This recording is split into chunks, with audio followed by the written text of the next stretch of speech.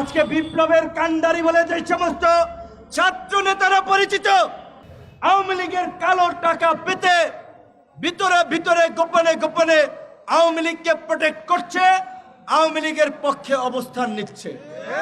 দেখুন, বিপিন নূর যে কথাগুলো বলেছে যে কিছু সংখ্যক লোক যে আওয়ামী লীগের অবৈধ টাকা খেয়ে তারা কি করছে, এখন আওয়ামী লীগের পুনর্বাসনের চেষ্টা করছে। সেই লোকগুলোকে আমাদের চেনা দরকার এবং সেই লোকগুলোর সাথে আমাদের পরিচিত হওয়া দরকার।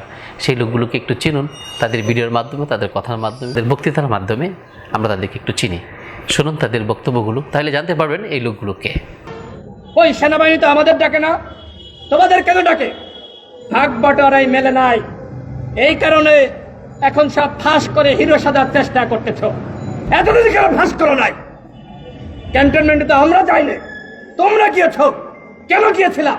তোমাদের এই জবাবদিহিতা করতে হবে। এই তো বিক্ষোভের মাধ্যমে এই বিপ্লব সাধিত হয়েছে।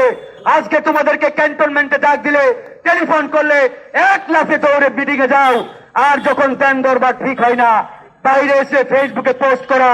আমাদের সাথে এই তারা আহ্বান জানিয়েছিল।